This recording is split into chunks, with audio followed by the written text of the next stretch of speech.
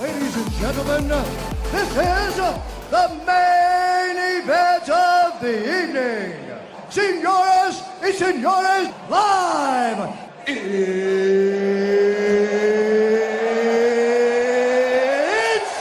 time!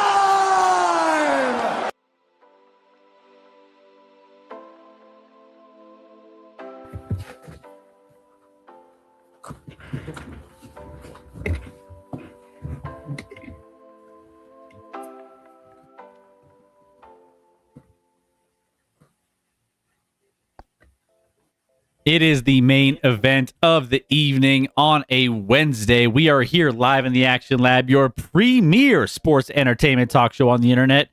And we have a special show for you tonight with my guest host. Is that Mike Tomlin? Is that Tomlin in there in that chair? Wait a minute. Hold up. Get your screenshots in while you can. Get your clip it. Make sure you have it, because that let's just say it's strange to see Rec sporting anything related to Mike Tomlin unless it has something to do with him not being the Steelers coach anymore. Let's go. So there you go. Wow. You know what? Rec's gonna sport this Tomlin jersey so much more now. Now you can wear it knowing he's not going to be a problem for your team. And you can wear it as a guy that, you contribute, the Super Bowl to. You can make sure that he has some he has a little bit of love from you for what he did in Pittsburgh. Yeah, agreed. Be close, Tomlin. Tomlin is no longer the coach of the Steelers. In case you missed it, he stepped down. And now the coaching search is underway for the Pittsburgh Steelers.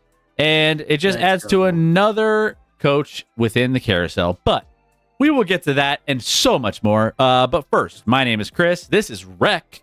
And we are your hosts for tonight. Scotty is out of town. He is in Mexico. Banned. Yeah, we banned him. He was well, now you're banned.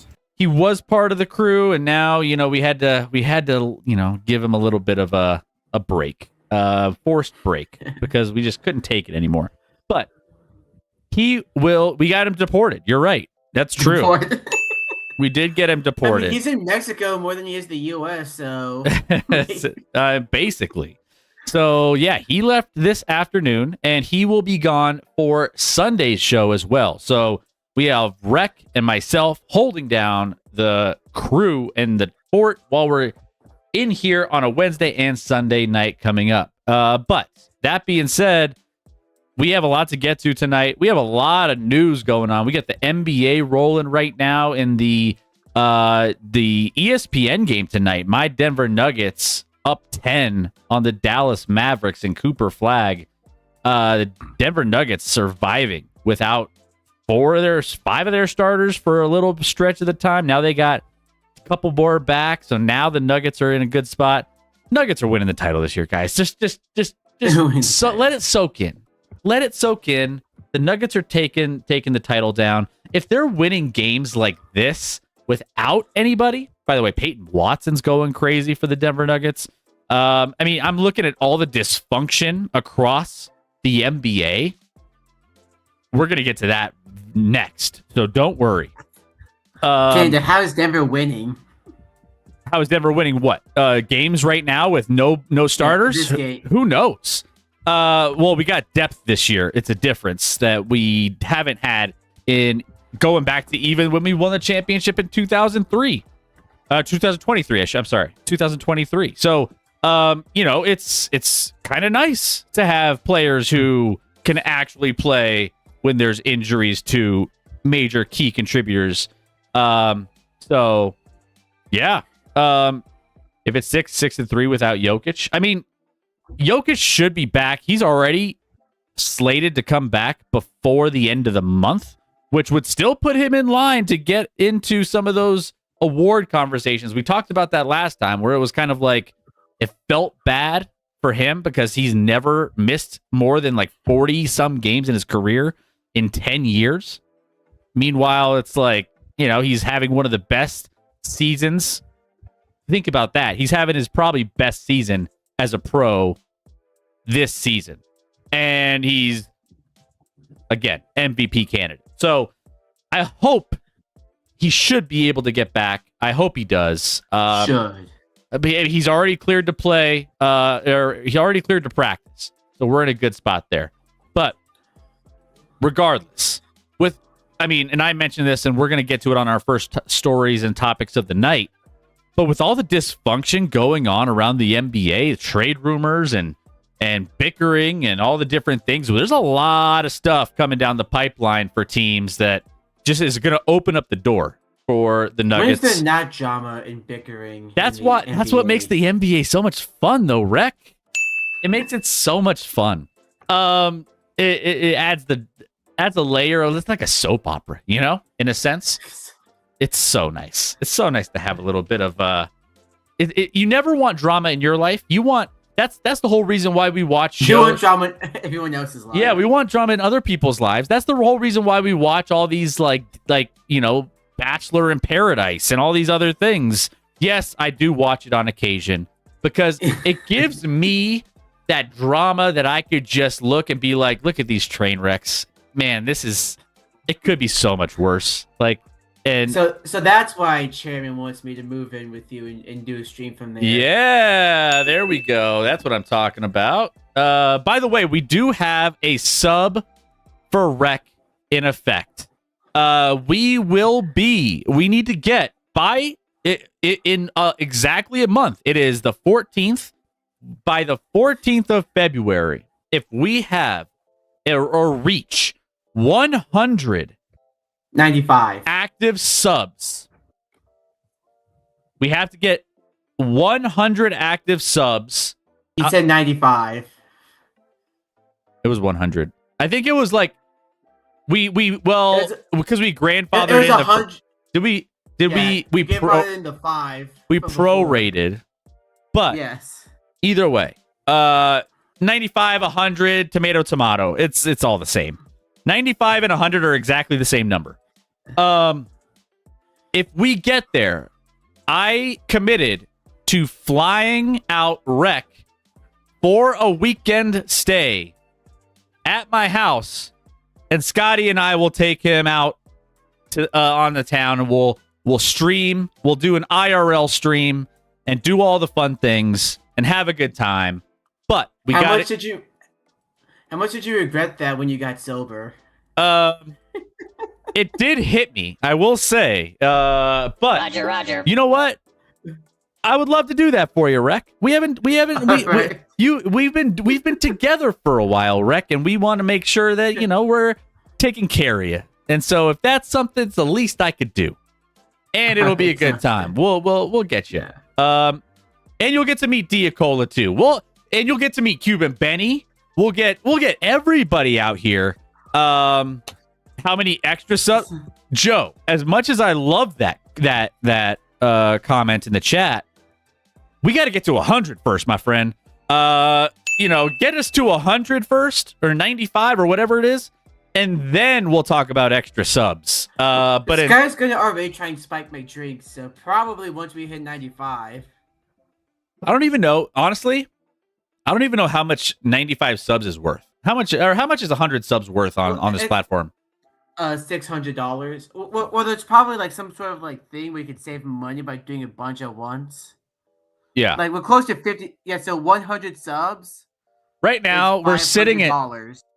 Right now we're sitting at 38. So, 38. I mean, we're actually not So we need like 50. We need 57 more subs, and 50 subs is $250. So there you go. So that is what we need, guys. And we're going to get Rec out here. We'll have a weekend. We'll map it all out. We'll maybe go to a game. Maybe Rec will take you to an Avs game or a Nuggets game, or I don't know. We'll figure something out. Sounds good. But we'll do something and have a good time. But we'll get the whole crew at least out here to have some fun while you are here. I'm talking about it like it's going to happen because I know you guys aren't going to let us down in the chat. So so make it happen. Because we always know that for whatever reason, it's like, oh, Rec is involved in the bet. All of my money. It's always something. So yes, that's the plan. Go follow Joe if you haven't already. Joe Quills. Shout out to Joe in the chat. All right. So that being said, let's go ahead. Let's just dive into it. It might be even a quick stream tonight, given the fact that we only have just Rec and I going, and we don't have Scott's commentary. So we might be getting through this a lot quicker. Oh, whoa, Diacola, getting us a little bit closer. A little closer. Thank you for the gifted sub. We have a hype train. There it is. Oh no. Diacola, that's too generous. CG. Oh no, it's Rec. Thank you, Diacola, for gifting subs to Uncle Drew, Incarnate, Webb, Jesus, and Helv. Thank you so much. That gets us a little closer to getting Rec out here to Denver on a flight. So we're getting closer and closer. That is the sub goal, and we want to make sure we get to it. We have a month to do it, to get to at least 100 recurring subs. It's going to be 100. We're making it 100. But can't wait for that. So we are up to 43. 43 with that one. We are on SCG. our way. What is your specialty dish that you cook for Rec? Wait. Just have to fly inside. Yeah, I'm gonna fly inside the plane. Well, we'll strap him into the cargo hold, where all the luggage goes. That's where we'll put him. Yes, Joe. If you donate if you give 10 subs, I will fly inside of the airplane. And maybe we do some sort of food challenge while you're out here on stream. I don't know. Maybe I'm game. We'll do again. It'll be a fun weekend. We'll have a fun weekend out here in Denver. So you guys, just again, we need your help. We need your help to get to 100 subs. We're at 43 right now. 43. We got to do it within a month. But don't wait. We could hit it tonight and be like, all right, we accomplished our goal. We're already there. So don't feel like we need to wait. Let's see. Do you generally not like flying? I'm good with flying. Like, I'm not scared of flying. Like flying flying a very long time. Like when I did the trip to Uganda, flying was a bitch, but I mean, Denver flight is what, 2.5 hours, maybe? Yeah, probably. Yeah, just 2.5 hours. I'll be fine. Yeah, you can manage. If you can't handle a 2.5 hour flight, I'd be I'll worried be for you, fine. Rec. Rec, do you watch movies on planes? No. Or you're the type of person that raw dogs plane rides, don't you? So there's a bunch of games you can play while on airplane mode on your phone. That's what I do. Like the stupid little mobile games. I'll need to be invited by Chris with tequila shots like Rec was. Yeah. Yeah. Get to two. Yeah, do you call it? If we get to 200, I'll invite STG. I'll fly STG out. Shoot. Let's go. 200 subs. It's a trap. Out for SDG. And then that'll be an amazing little. We'll just subs for STG. That would be, if we get to 200 subs, it will be it will be succulent. I'll tell you that. Yeah, it will be. No, at one point in time we just need to like organize a whole like Action Lab meetup. Every 100 subs, we're adding another person to fly out to Denver. Who's the 300 All of a sudden, we're up to like 500 subs, and it's like, man, nothing will get me more excited. I just got a red, white, and boner. Yeah. Oh no. They call it a party. So yeah, it will be succulent. It is succulent. Anyway, so I don't know. Maybe we just keep it going. Every I'm not committing to that. That's not we're starting with Rec. Yes, you are. We're starting with Rec. Yes, you are. You STG can with that. STG will be on deck. How about that? CG will be on deck. Yeah. Exactly. Maybe this is a thing. Maybe we invite it's like a monthly challenge where we get one of our lab rats, our dedicated lab rats, we'll fly them out. I mean that would be a good way to get people into the show. Like, wait, if I watch and I hang out, there's a chance I'll get a free vacation to Colorado. Sub. Yes, sir. Can I come? Yeah, let's do it. Let's make it happen. For $6 a sub, you too can help Chris regret flying Rec to Denver. Sally Struthers. That's right, Joe. Thank you for the 50 biddies. Thank you. The hype train has concluded. So I think thank you guys for getting us there. Appreciate that. Maybe this first of many hype trains tonight. Who knows? We will see. But let's go ahead. Maybe if we maybe if you had an extra 25 subs, I'll wear this jersey to Colorado. you have to. That's part of it. You'll have to wear that. That will be your plane attire when you get out My here. plane attire. Yeah, that will be what you wear on the plane. So, by the way, in case you guys didn't know, turn around, Rec. Show everyone who just showed up what you're wearing right now. There it is. My man. Mike Tomlin jersey. Look at that thing. How beautiful that Big is. news dropping yesterday. He stepped down. Yep. Yeah. Lots of interesting news happening around the NFL, but more in the NBA. Let's dive in. Let's dive into the show and get into all the different things happening. We want to spend a little time talking NBA. We're going to get to the divisional round of the playoffs very, very soon, and we're going to break down all of the previews of each of the games, and then we're going to give you our best bets. Right now, we're blazing hot on best bets. Since the middle of the season, our best bets have gone 21, 10, and 1 on this season. We have absolutely been torching these best bets, and we're only going to get better this weekend. So that will be on there as well. I'd like to talk about how fickle sports fans are about what have you done for me lately. Well, that's how it always is. That's how it is in Milwaukee right now with Giannis Antetokounmpo, who, by the way, I'll pull up in case you missed it. There was a situation, and you'll see it here, Rec. Don't worry. I'll play it for you. In this scenario, earlier on, the Timberwolves this past week were up on the Milwaukee Bucks by like 30 points, 76-45 right here. So as you're looking at this, you'll see. Let me fast forward to the main part of this. You'll see in this clip, Giannis gets the ball in the post, spins around to the baseline, goes up, gets hard fouled, and starts booing Milwaukee. Milwaukee, who at this point was booing their team for being down 30.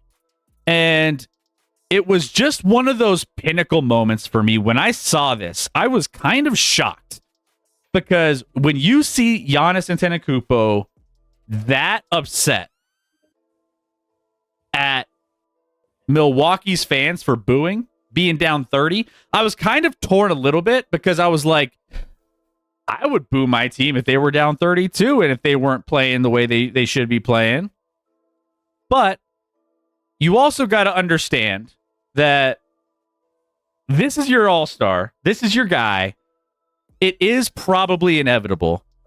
But at the same time, this was the writing on the wall that tells me that Giannis should and most likely will be getting traded before the trade deadline. We've seen other players boo their own fans. He started as a Mets fan. Yeah, Javi Baez. How did that turn out? Baez went to the Tigers right after that. Yep. And we saw this happen with Julius Randle in the New York Knicks, where he booed back at his fans. And where did he end up? In this game, he was had a Minnesota Timberwolves jersey on. So it's when you have this out there, it's not a very good marketing campaign for you as far as staying in the city that you're staying at. So with that being said, rough look for the Milwaukee Bucks, knowing that I think the writing's on the wall. I think the more important question here is, how has he not been traded yet? We've been talking about this for years. How is he still in Milwaukee? Yeah. Well, I mean, he's been hinting at it. He's been hinting at it for the longest time, right?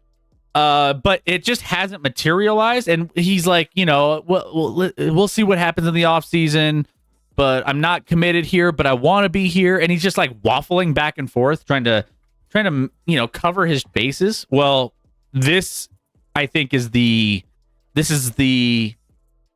end for Giannis in Milwaukee for good. He will, in my opinion, in my predictions, be on the way out in the trade deadline as opposed to in the offseason or something else. So that's just my opinion, but man, it's looking rough. It's looking rough in Milwaukee. Let's see. Giannis gets booed at home court. Chris, with that 56K. You like that? But where would he be traded to? Anywhere but Milwaukee. It's just like, who wants? I mean, there's point, like he's lost so much trade value. Well, and at this point, like, he wants to be in New York. I think that when there's smoke, there's fire. He wants to be in the Knicks uniform. It's just whether or not. I mean, the Milwaukee Bucks can send him wherever the hell they want to, but at the same time, if he had a choice, it would probably be the New York Knicks. Now, there are teams that do have the capability to make deals, then absolutely could. I mean, obviously the Spurs have a lot of trade value and players to offer. The Knicks do have a lot of players, so they could potentially make a move. I've heard Dallas rumors of. I mean, obviously, Anthony Davis is another one that it doesn't make a lot of sense if you're Milwaukee to get a guy like Anthony Davis, but it's something. I wouldn't do it if I was Milwaukee, but Dallas would love to get out from under Anthony Davis, who is out for pretty much the remaining part of the season with a hand. Was it a hand strain or something? He's going to probably be out for a ton. So again, he's made of glass. Let's see. If Giannis thinks Milwaukee is tough, he needs to go back to the morning leagues in Greece. If there's one thing we found out over the years, yeah. Don is tough on Greece. True. That's a little. Yeah, Don. Go get some Don. Also, what's the deal with the president, general manager, head coach LeBron James running his mouth and LeBron pretending to be obvious or oblivious? Yeah. When does he not do that? So that was the other thing. So you have this drama going on in Milwaukee, right? You have that happening. Then you go and fast forward over to LA, where LA, I mean, you have some things happening over there where you have LeBron sitting at the end of the bench when like everyone's in a team huddle.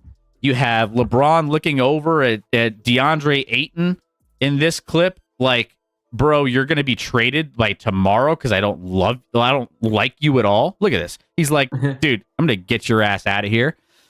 You have these trade rumors that are, well, not trade rumors, but just these things coming from LeBron's agent saying that they're trying to trade AR, Austin Reeves, and they want to do that. So, I mean, there's like, it's like, what? And then LeBron has to backtrack and, well, LeBron has to backtrack and say that that's not what I don't agree with what he's saying over there. When really, like, why would he say it? You guys are boys. It's a little questionable. But there's, and by the way, that rumor was for like a Jaren Jackson Jr. Rec. Oh no! Trade AR for Jaren Jackson Jr. and put that with Luka, and then you can, be able to have a team that you feel good about. Don't love that. Exactly. So you have these things that are boiling up in LA that you're just like, well, what am I supposed to do with this? So LA is a mess, and that's a whole thing. By the way, LA is a 5 seed right now. They look so dysfunctional, and they're a 5 seed. I mean, I'm not saying that the West isn't strong this year, because I mean it's always strong. But I haven't even gotten to the Memphis Grizzlies. We're going to get to them here in a second, Rec. But like Minnesota, Denver, I mean OKC and San Antonio seem like they're pretty solid in that in Houston, I would say. You had stuff going on with all these other teams, though. I feel like it seems like everything's boiling up. But LA's. I don't know how they've made it to 24-14 at this point in the season, Rec. Magic. Also, Joe quotes in the chat. Who's the worst front office person? Michael Jordan or LeBron? What's in the front office? I mean, I gotta put LeBron. I gotta put LeBron as better because he's actually, I mean, he's had some success with his teams as opposed to Michael Jordan. Trade? He had the Luka trade, so that's better than anything Michael did as a front office. So Jordan drafted Kwame Brown. It's like, yeah, the guy's a bum. Yeah, it's like, brother, this guy stinks. Yeah, he does. Jordan was rough as a team builder. LeBron's the better. LeBron's the better team builder. I will say that. Drafted his son though. Yeah. So you have that going on. Meanwhile, let's hop on a plane. Let's go out to the Memphis Grizzlies, Rec. Your boys. I thought we were getting a plane from Memphis, not to Memphis. Well, that's if we get our sub goal. But until then, we're gonna go. We're gonna fly to Memphis, and we're gonna talk about Ja Morant getting into it with Vince Williams. And this was at the practice the other day, where Ja Morant was caught talking to Vince Williams, and let me, is this the right clip? Oh yeah, right here. Talking to Vince Williams in an argument where I mean, I don't know the lip reading, but it didn't look like they were very friendly with each other. Coach had to come in, had to talk through it with them, and it looks like they're about to throw hands. So Ja Morant looks like they're not happy. So, I mean, everything's burning down in the NBA for all these teams, especially in the West. So it's only a matter of time, I think, between Ja is in this situation as well. Same thing with Giannis. Why has Ja not been traded yet? How is he still here? It's just it's crazy to me. Right now Memphis sitting in the 10 spot. Oh, great. How about a three-way swap for Ja, Giannis, and Austin Reeves? Who says no? Should we just do a 3-team trade for all of them and just be like, hey, Yes. let's make this happen. Let's just all of our disgruntled guys, we're just gonna shuffle, and then Dallas is gonna throw somebody in just because why not?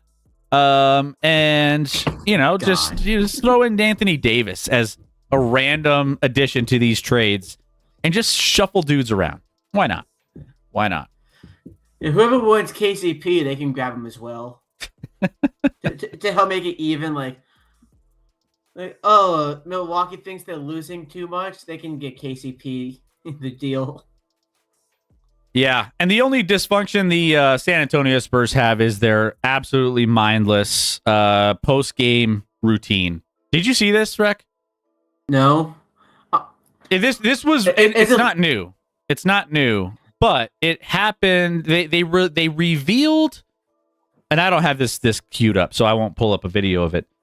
But I'm going to describe this, and I'm going to see if this sounds familiar at all. So the San Antonio Spurs came to Victor Wembanyama and said, "We have a new post game, kind of like light the beam for the Kings, and right. Some of these traditions. They're like, we have a new tradition." So they put Victor Wembanyama on the mic and they said, "This is what's going to happen." Oh. They bring out a drum to the middle of the court. They pound the drum. Meanwhile, the fans spread their arms out wide. And every drum, you clap over your head. It's the storm surge. You clap over your head. And skull. It is the cringiest thing to steal that and use that in San Antonio when it's like, what? That makes zero sense. Yeah, have you seen the storm surge for the Carolina Hurricanes? Is that the same? They do the same thing? Yeah, well, it's not a drum, but they do this goal chant, and then the players do something on the ice after the win. Can we be original? Can we be original just once? Stop it. I saw that, and I was like, this will never, it won't stay. It won't stick. Because you're just doing the same thing. Bang the drum slowly, to going straight to Netflix. Boom. Yeah. Rek doesn't know what that sound effect is, though. Can confirm. All right. So, yeah, NBA. And while we're talking about NBA, we'll go through the standings here and just talk through it. Oklahoma City Thunder. By the way, the one thing that is going right for the Spurs is that feud with Oklahoma City Thunder. Victor Wembanyama left the court after they lost the other night to Oklahoma City after they beat them 3 straight times. Didn't shake a single player's hand. And I was like, man, this is going to be a nice little rivalry moving forward because the Spurs and the Thunder are going to be the best teams in the West for a while. Well, besides the Nuggets, obviously. But those two teams are young teams. They have a lot of core players. They have a lot of road ahead of them to just have a nice little rivalry, which I'm all for. So that is super exciting for me to see that this could be one of the best rivalries in the NBA, and it's already brewing early on in both of these franchises, roadmap ahead. So I'm excited about that. Yeah. Also, going back to the other one I was talking about, when I sent you a clip in the chat of the storm surge, but I don't know if you remember this, but when it first started, basically an old crotchety TV guy from Canada called the Hurricanes a bunch of jerks for doing these kinds of celebrations after the game. And then they responded by doing a storm surge while wearing T-shirts that said "bunch of jerks." Well, we got to talk to the mammoth out in Utah about stealing stuff too. Maybe it's a hockey thing, you know? I don't know. But either way, it's just like what are some of the there are some really good traditions out there in the world of professional sports. I mean, maybe that should be one of the off-season streams. Like we do a draft of the best sports traditions. Yeah. Well, although we may have to leave out college football because that'll eat up like 8 of the 10 picks. Well, I'll tell you this: San Antonio will not be making that list. I'm pretty confident in that. So there's that. But yeah, lots of crazy things going on in the NBA. By the way, look at the Eastern Conference. We didn't spend a lot of time talking the Eastern Conference, but the Detroit Pistons. Shout out to Chairman's boys. Where's Chairman at? The Detroit Pistons currently sitting 28-10, leading the Eastern Conference by 3.5 games above above the second place team, New York Knicks. So they are absolutely cruising through the regular season. Meanwhile, the Boston Celtics are somehow number 3 without, their superstar Jason Tatum, who's missing most of the season, if not all the season, with his injury. But Knicks number 2, Raptors. Go shout out to Brendan's Raptors number 3. Number 4. I'm sorry.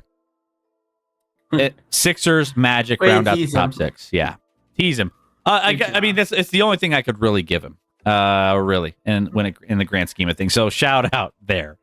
But there you go, Brendan. That's your thing right there. Yeah. So, the only other thing I want to get to, and then we're going to get into division preview, was football related. Actually, we're going to get into NFL. With the news of the Tomlin firing, it somehow, some way, it summoned one of the most unexpected things that we would have ever I think I know where this is going. We would have it's like summoning you do something like for all your wrestling fans, summoning Cthulhu, Joe Hendry, and you summon and he shows up, or yeah, exactly. It's like you say his name and he appears. Well, you fire Tomlin and and guess who appears? The owner of the Baltimore Ravens, Steve is it Biscotti? I think it's Biscotti. Biscotti? Like an SH. Biscotti. Shows up and just drops some of the craziest sound bites you would ever imagine. So let's listen to a couple of them. Why not? So here is the first one, and he doesn't do any of these really very often. He doesn't really do a lot of. I think this is his first one in like a few years or something crazy. But here we go. Got off his yacht for the first time in ages. Yeah, exactly. And he's dropping. And you know what? I don't hate it. That's the crazy part. I don't hate it. Let's listen to this first one. How much of a say will Lamar have in the head coach selection?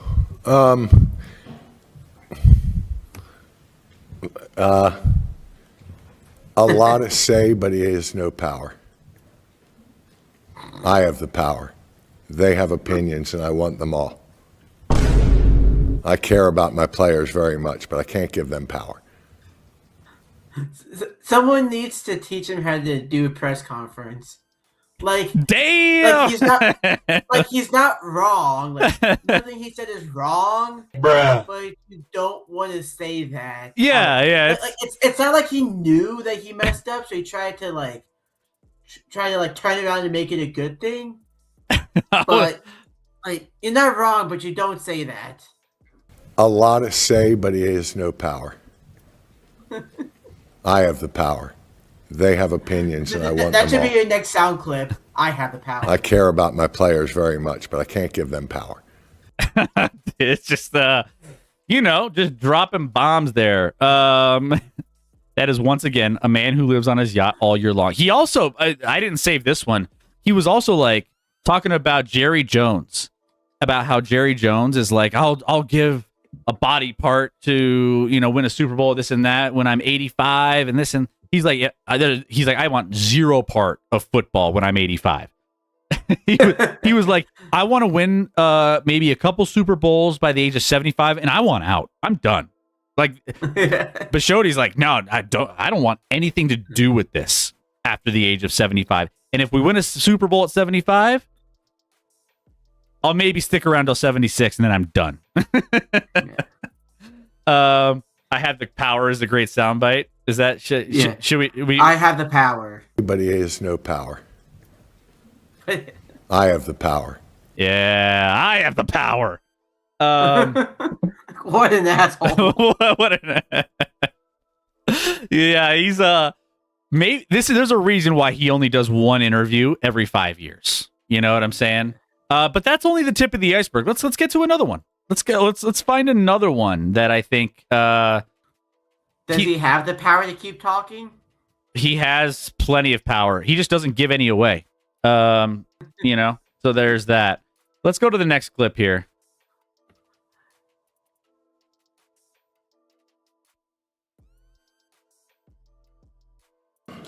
If Tyler makes that, Hold on. Potato. this team, if Tyler Loop makes that field goal, is John Harbaugh still here coaching this team? For a week. Shit. For a week. Mic drop. If Tyler Loop makes that field goal, is John Harbaugh still here coaching this team? For a week. For a week. Okay. the reporter's just like, the reporter's like, oh shit, I didn't. It's like, well, he answered my question. Honestly, cool. It's just like, damn. Speaking of reporters, did you hear the situation? What happened around the Jaguars press conference after the loss of the Bills? Was it the report? So explain this one to me. So I saw this, and it was the reporter that was like kind of glazing up, congratulating him. Yeah, glazing him up and being like, "Hey, yeah, it was a good season. You have a lot to be proud of." And then you have a bunch of other asshole reporters that are like, "Why would you ever say that?" I don't understand it. I guess maybe you I'm just ask the hard questions, not give them props. It's like, who's shitting your coffee this morning? like, I mean, what were your thoughts on it, Rick? I mean, from a media standpoint, did you have a problem with it? No. That's what I mean. Like even though I'm kind of a part of the media, but I've always hated the media growing up. It's like, man, they have so many stupid questions. So that's that's probably one where the head coach is leaving it like, oh, she was actually nice. I appreciate what she said. It makes me feel better. Yeah. Nothing wrong with that. You don't have to be a dick 24/7. It was just like I guess I didn't understand why everyone was so upset about it, because it was just like, who cares? Like, you had a great season, like, good job. Like, are we that heartless of a society where it's like we can't even just say a little thing at a press conference? I mean, we never freak out when someone like asks a dumbass question of like that doesn't have anything. It's just one of those like, hey, so where are you going after the game? You to eat dinner, or like some stupid question, and then we're just like, and then it gets a soundbite or whatever, and it's kind of exciting. It's like no one calls those people out. So like, what are we talking about here? I didn't either, but we're molded to think about media questions a certain way. I get it. Yeah. I think. Yeah, there's no problem with what she said at all. And here's the thing: if this was happening like every single press conference, it's like, okay, yeah, like we want like she is taking away from like maybe some important questions, but there's always dumbass questions during these press conferences too. So don't make it seem like, oh, like we're taking away from all the good stuff that might. No, people ask stupid shit too. Howdy, gents. Lurking. I fell until I fall asleep. If anyone sees that Rob Ray paddles Paul Bissonnetti at Ice Center Ice, shout it out for me. Okay, gotcha. Don't go, Riley. Also, speaking of hard names, like here's a name that's floating around coaching circles for interviews. Let's see if you know how to spell it. It's the passing game coordinator for the Rams, Nate Scheelhaas. Nope. It's only 2 syllables. It can't be that hard, right? I'm gonna take a hard pass on that one. Also, real quick, your boy was announced, or your boy was mentioned in this press conference too. I think you might be able to hear this one too. That's what I keep hearing. So, is he a candidate here? Holy shit, Mike! Wouldn't that be awesome? Holy shit, Mike! Only if John takes the Pittsburgh job. Wow, wouldn't that be interesting? I don't know, that thing last week maybe disqualified him from my opening after our kicker missed a kick to let them advance. Good for Mike. Also, SCG wants another soundbite. What's up? SCG wants that to be another soundbite for you. You might have to write that down. Holy shit, Mike. Man, I'm telling you, dude, this guy comes out of nowhere and drops all of these sound drops, all of these sound bites that are just like, I mean, it's incredible. Yeah, I don't know. Talk to him. I love Mike. I mean, I've admired Mike for 18 years, and that's really shocking that he did it that way. But yeah, that's At Pittsburgh? he did. Is it official? That's what I keep hearing. So, is he a candidate here? Holy shit, Mike! Wouldn't that be awesome? Holy shit, Mike. Wouldn't that be awesome? Yeah. Yeah. Yeah. So, anyways, there's another one there. And then I honestly, I might have one more, which is, I mean, again, shocking. Might? Wait, do we have them all? We have the Mike Tomlin, we have the Lamar. the power of Lamar, and we have he would have been here for a week. Yeah. So like, I mean, he just dropped all the bombs and it was fantastic. So you could use the holy shit as a sarcastic sounder. Yeah, we could. Holy shit. Yeah. So is that yacht living Chris squared? Yeah.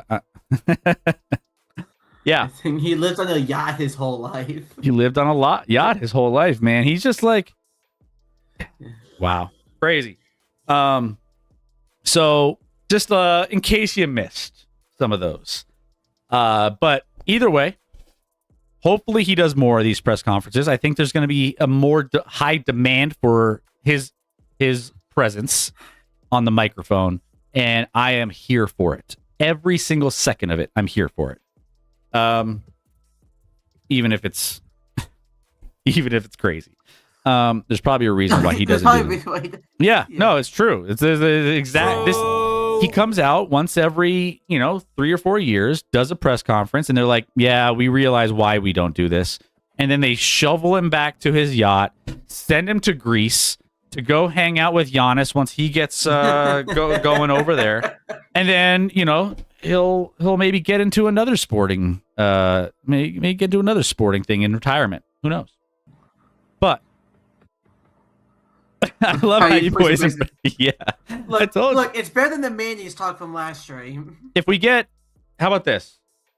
If we get 5,000 subs tonight, I'll get a yacht and we'll have Rec float out this direction somehow, some way. We'll find a yacht and float him up some rivers that connect all the way to Colorado. We'll figure it out. How in the hell? You might have to get off the big yacht and go on a little rowboat halfway through, but it's okay. It's okay. Hey, can I park my yacht here? Cool, thanks. Bruh. Yeah. It'll be an adventure. We'll document all of it. We'll put it on Netflix and it'll be a thing. Okay. Who knows, you know? All right.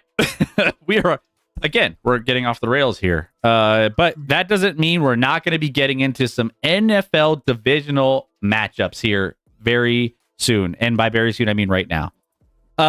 So thank you for your patience as we got through some of those stories.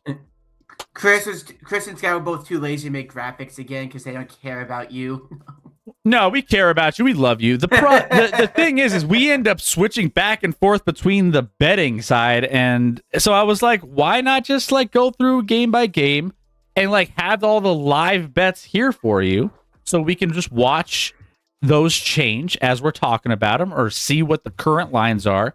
So we're just like, you know, 1, is it lazy? Yes. 2, is it practical? Absolutely. So we're doing it. We're doing it. And you're going to like it.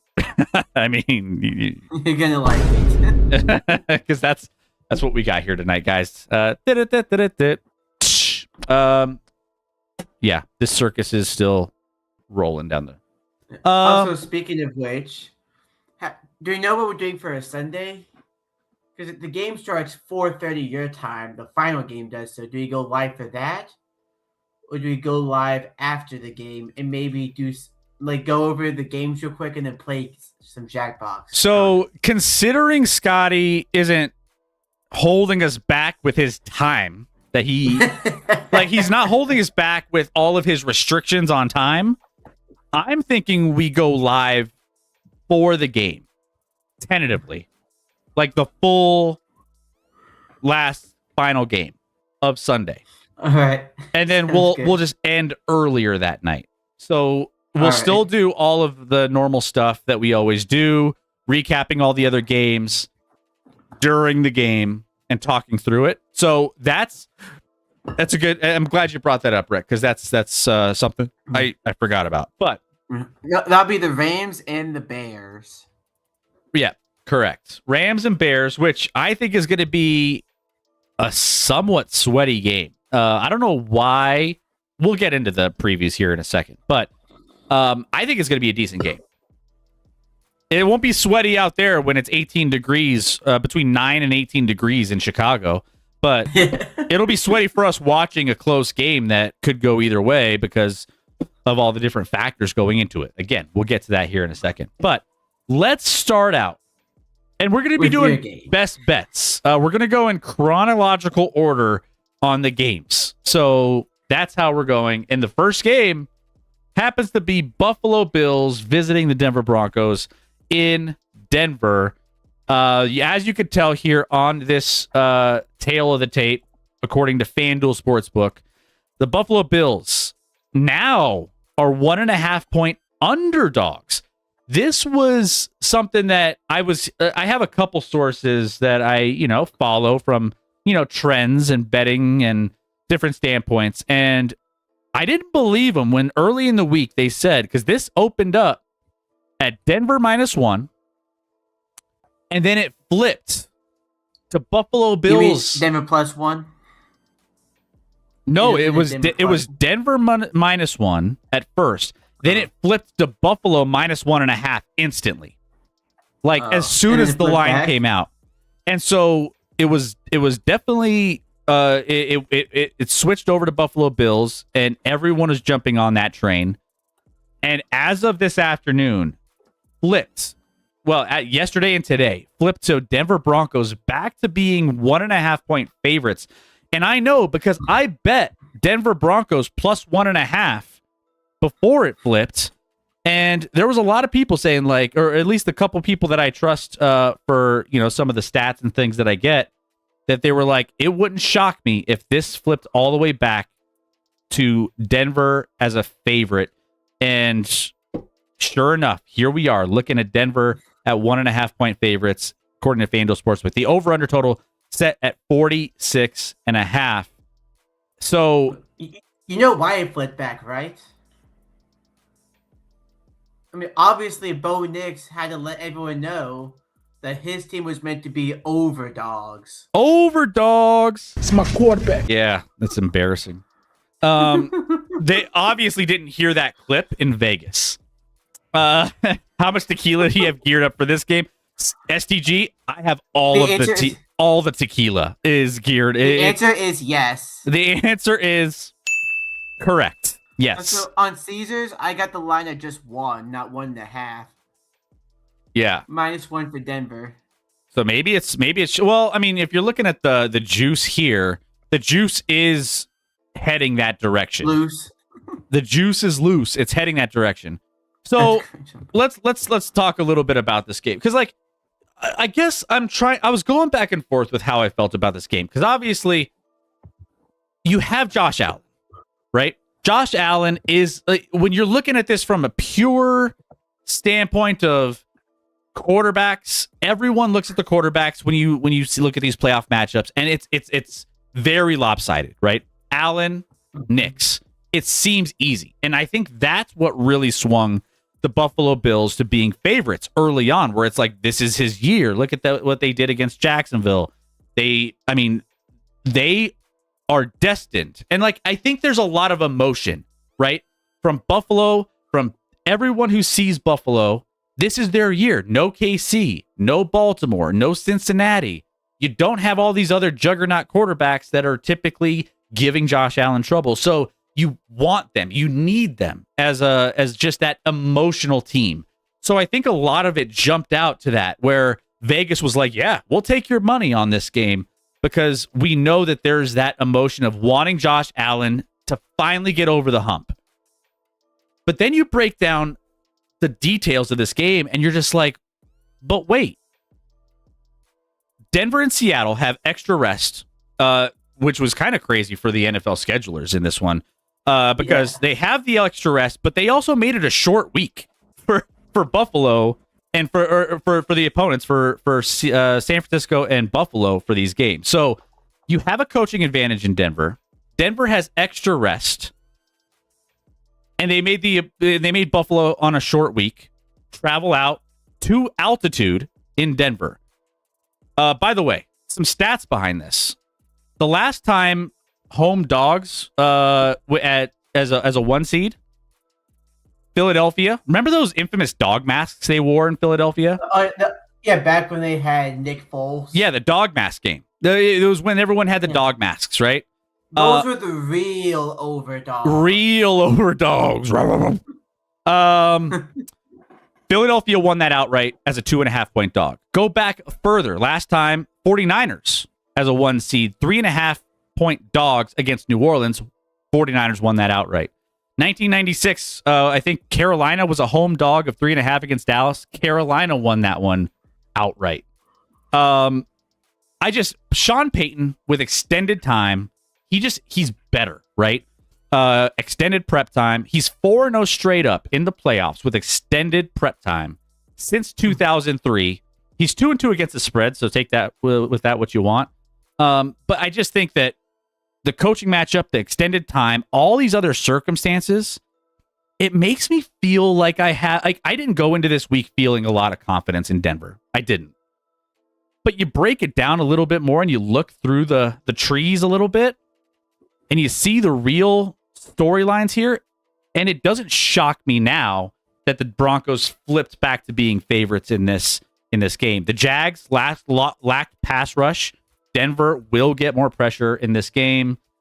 There's a lot of storylines across all these games. If the Broncos lose, it will kind of confirm all the fraud talk that everyone's had against the Denver Broncos. But if they win, it proves everybody wrong, right? There's a lot of chips on the shoulders of the Denver Broncos, and they hear it all. The Bills, if they lose, Allen can't get the big one. But if they win, Allen is on his way to his promised land, right? There's a lot of different ways to approach this game. The more I think about it, the more I feel like, okay, the Broncos have a chance in this one, and they have a good chance. So there was a reason why I put a little sprinkle on Denver plus 1.5 before it flips, Rec. I'll give you this much. You gave a much more convincing case than you did on Sunday night. Well, Like, like if the Patriots were getting to Justin Herbert a little bit, therefore it's like, no. I mean, Liz at least makes sense. Like, I can see the correlation with how it would work. did I bring you to my side a little bit? Did I bring It's you? definitely like, I'll put it like this: I'm not touching the game because Denver could outright win. Yeah, and The over under, I do like the under in this game because again, the Broncos do have a good defense and they don't really have an offense except for the fourth quarter. So 46.5, not sure. but well, what also is interesting? Let's talk about the money coming in on this game. All right. We'll start with the over/under total because you just brought that up. The over/under 46 is what I saw most recently. The over 74% of the public, 77% of the money was on the over. When it came, Okay, that I officially wanted to make that one of my best bets of the week. when it came to I'm putting my- the spread at Broncos -1.5, 60% of the public, 63% of the money, Bills. So not overwhelming, but there are some things here that will tend to lean towards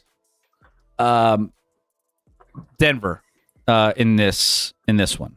But Bills are probably going to win like 23-19 or something like that.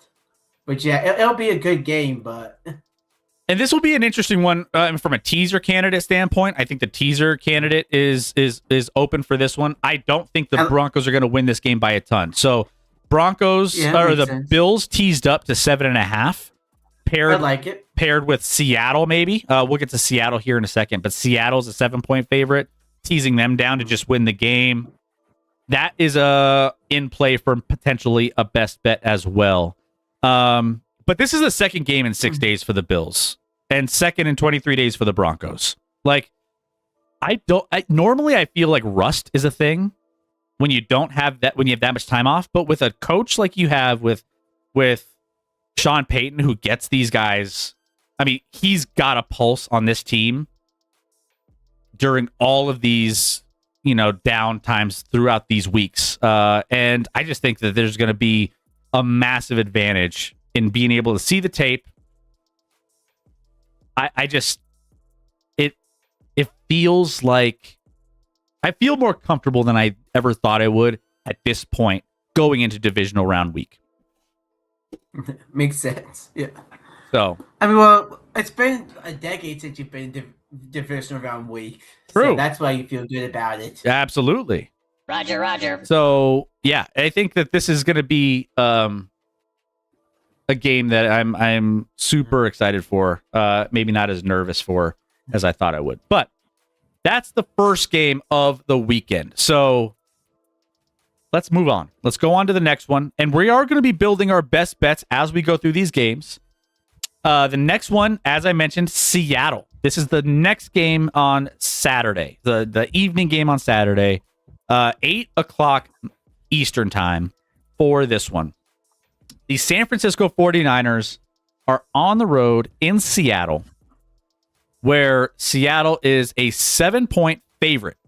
We mentioned that just a little bit ago with that teaser option. The money line, -350 for the Seattle Seahawks, +280 for the San Francisco 49ers. Over-under set at 44.5. Rec, I started out talking about the last game. What do you like in this one? I mean, so Seattle, really enough, they're really good on the road, and at home, they're not as good as expected. I like San Francisco +7. Like what's the money coming in on that? Because I don't think this line has moved since it opened up. The money coming in on this one, let me pull it up real quick. We have 75% of the public, 64% of the money on San Francisco at 7.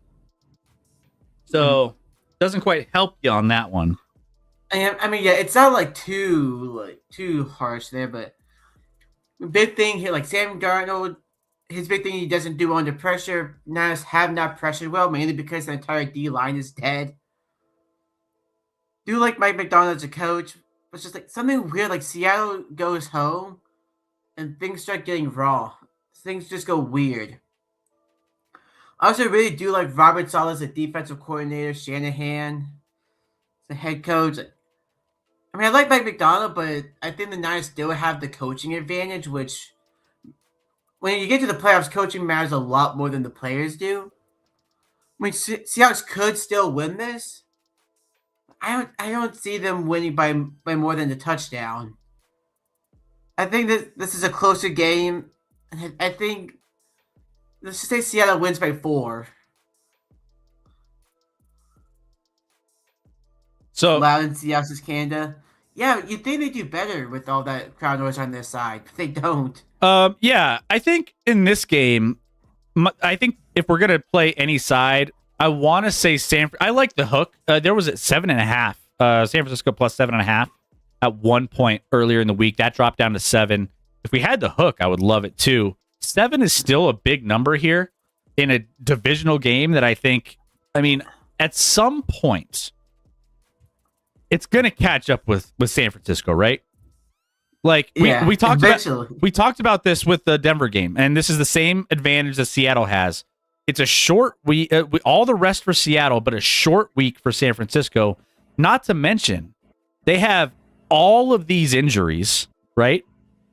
Traveling again. So for me, it feels like a tough spot for San Francisco, which is why I think a lot of people, people like Purdy performed very, very well in the last game. I thought he played pretty solid football. I think Purdy's still going to be more experienced in this position. There's some things that I do like about San Francisco, though, as far as like a backdoor cover. So I'm kind of on your side here, Rick. Like a backdoor cover, Purdy versus Seattle on the road, 4-0 against the spread and straight up, winning almost by 10 points a game. Wild card and divisional round, Kyle Shanahan in his career, 7-0 straight up, 6-1 against the spread as a road dog, 3-0 straight up in his career as a road dog. I'm sorry. So Kyle Shanahan is very good in the divisional wild card round and as a dog on the road. So there's a lot of things to like about the backdoor cover for San Francisco, which is, again, why I feel like the tease is where it feels like that's where it's going to be. I do think this is a grimy, just rock fight between Seattle and San Francisco, which is why I honestly think one of my best bets that I think we're going to lock in, under 45.5 is a best bet for me, that I think we should probably throw in there. I was looking at the money coming in on the over under at 45. At 45. The public 66% over on the for the public side. But interestingly enough, the money is split right down the middle. So that's telling you. And yet it went down a point? Well, the site that I look at where it shows the money coming in, it was at 45, and then it went to 45.5, which I think was influenced a little bit by some of the money coming in. But I have it at 45.5. Here. And it went down a point here on FanDuel. I'm saying 44.5. Oh, 44.5. Oh, yeah. 45. So it went down 44.5. Yeah, that's why I was confused. I'm like, sorry. I was looking at a couple different things here. So yeah, it went down a little bit. I can't be that blind. But I still love it. So I will take. I actually bet it, so I locked it in, so we can use 45.5. Okay. So we're gonna take that. It's loud in Seattle. Yeah. But what are your thoughts? I know it's STG, big Seattle fan. What are your thoughts on this one? I know you were kind of nervous about this one last time. Yeah. STG. I want to say you were, but I don't know. I still like Seattle to win this game. by, I think it's going to be like maybe they win by a field goal. Yeah. I think they win by a Initially, yes, due to Darnold. I think this could be a good game. Yeah. Well, and what's great about this is like we've had, and we talked about this a little bit, alluded to this in the wild card round. That was arguably one of the best wild card rounds of complete good football games from start to finish that we've seen in years, right? Yeah, let's just ignore Monday. Yeah, it was. Ignore one of those games, but like normally we have some really rough games in those wild card rounds. Every single one was competitive, and even the 10-point spread with the Panthers and the Rams was like a sweaty game. It had some spice to it, you know? Spicy. And either way, that whole round was it was succulent. It is succulent. I'm expecting these games to be just as good coming down to the wire. So I'm super excited about this one, even if it's a 7-point spread. So best bets in this one, we have under 45.5, and we also have a potential teaser with Seattle and Buffalo. So there's that game. Maybe, yeah. And there's also just like San Francisco. If you get 7.5, that might be a good option. But I'm more confident now. If the run game does well, defense, I'm not worried. It's offense. It's hard to go all in with both feet due to Darnold. So, I mean, you're STG. You and I are in exactly the same situation, right? I just talked about how I went into this feeling pretty not excited. And as I'm getting into this week, I'm like, actually, I'm feeling all right. I'm feeling all right about this game. As long as Bo Nix can get the offense going and the run game goes well, the Broncos will have a really good chance to win.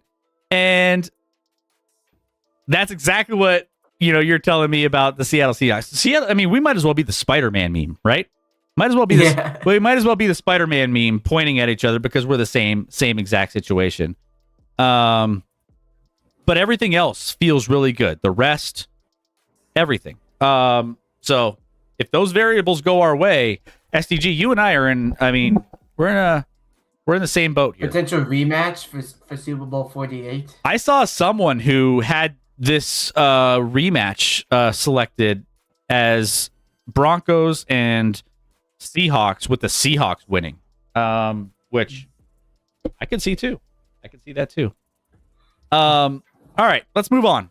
Let's get to the Houston Texans and the New England Patriots. This is another game that is going to be super interesting. As far as this one goes, so as you can see on the screen here, the Houston Texans on the road in New England as 3-point underdogs. The money line plus 150, New England Patriots minus 178, and the over-under total set at 41.5. So let's dive into this one and take a look at what we like in this. So this is going to be cold, right?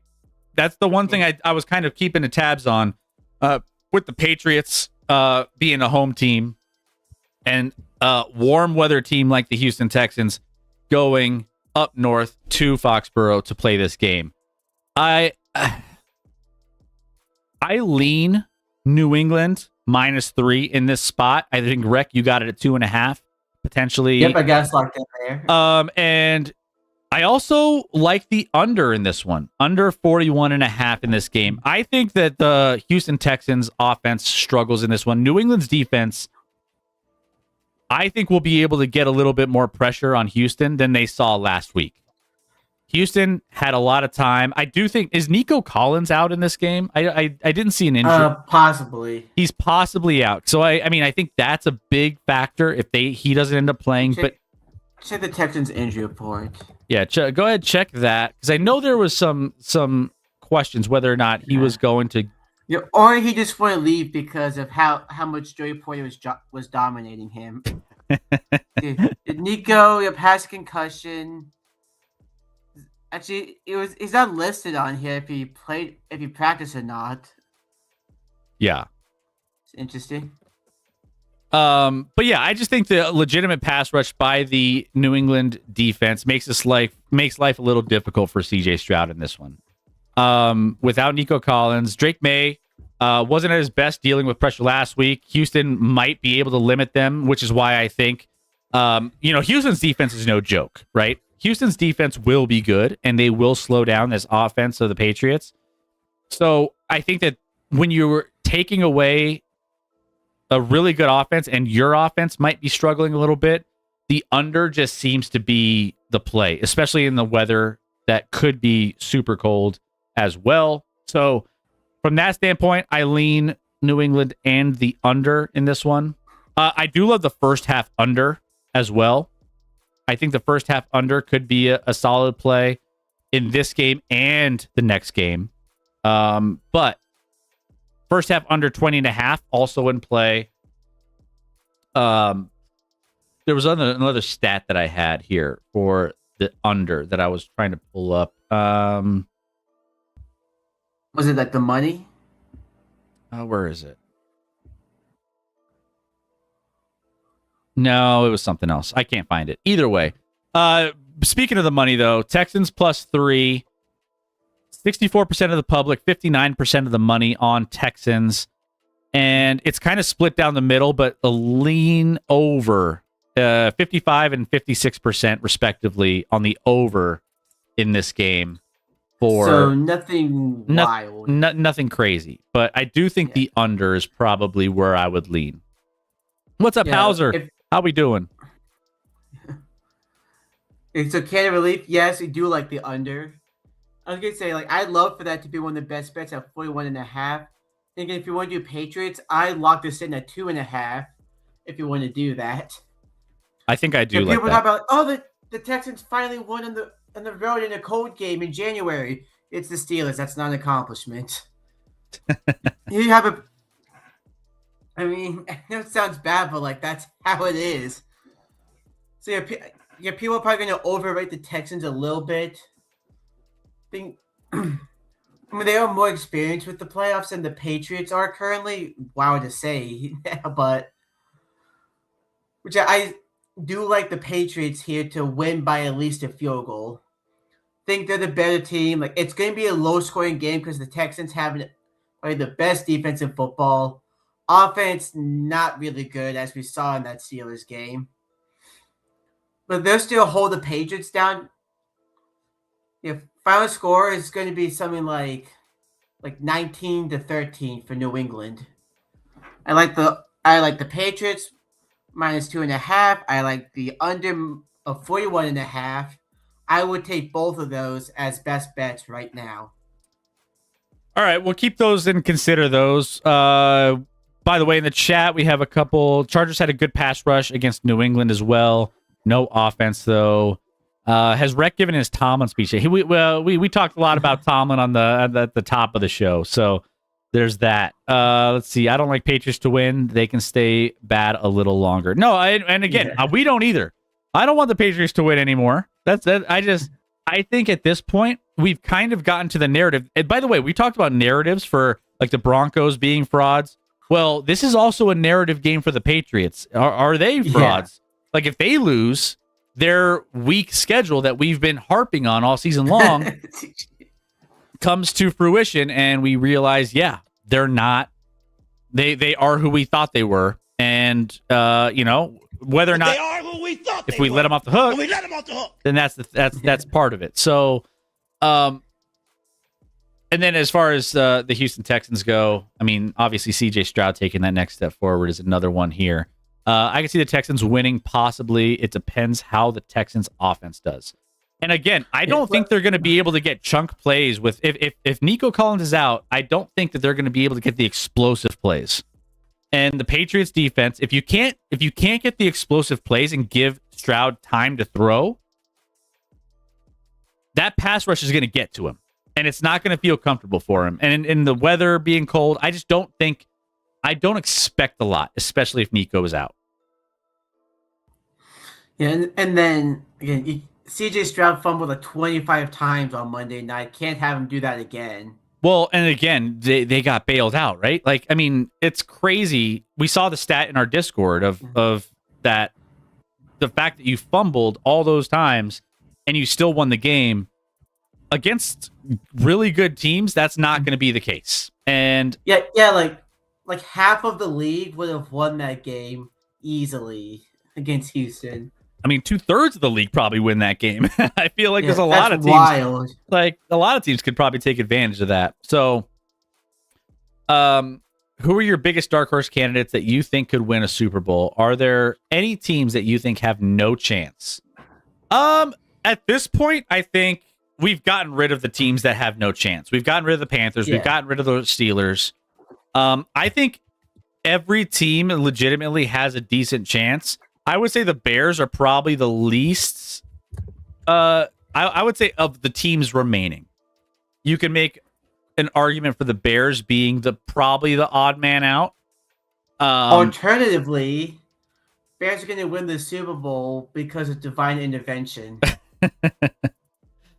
Yeah, but that's the only way to explain how they got this far. So might as well just keep riding that wave until they win it all. But again, it's splitting hairs. Like to SDG's point, 1 in 8 chance. Every team has a decent chance.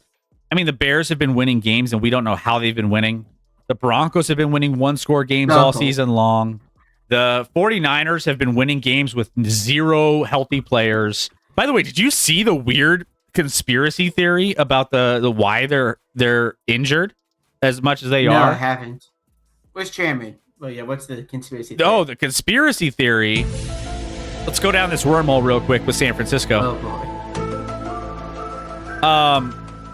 So this conspiracy is they built their stadium and their facilities and everything near this power plant where that gives off electric, like not radiation, but there was a guy that went on Twitter that was like, the electromagnetic fields that come from that have tendencies to have effect on your ligaments, your bones, and your soft tissue. So constant exposure to these electromagnetic fields coming from this electric plant near the stadium contributes to all of these players having these soft tissue injuries. And I'm just like, I don't know enough science about all this shit to confirm or deny whether or not that's true or not. But this guy who's scientifically, that's part of what he does, is all in on it. I don't know. Who knows? Alternatively, the field quality at Levi Stadium is close to MetLife Stadium. Well, that was another thing that was also brought up, and they were like, that's my theory. Didn't they change out their field too? Didn't they upgrade their field or update it or something? I don't know. I mean, they should. I don't know for sure. I think Levi Stadium's hosting a World Cup game. I know MetLife Stadium is.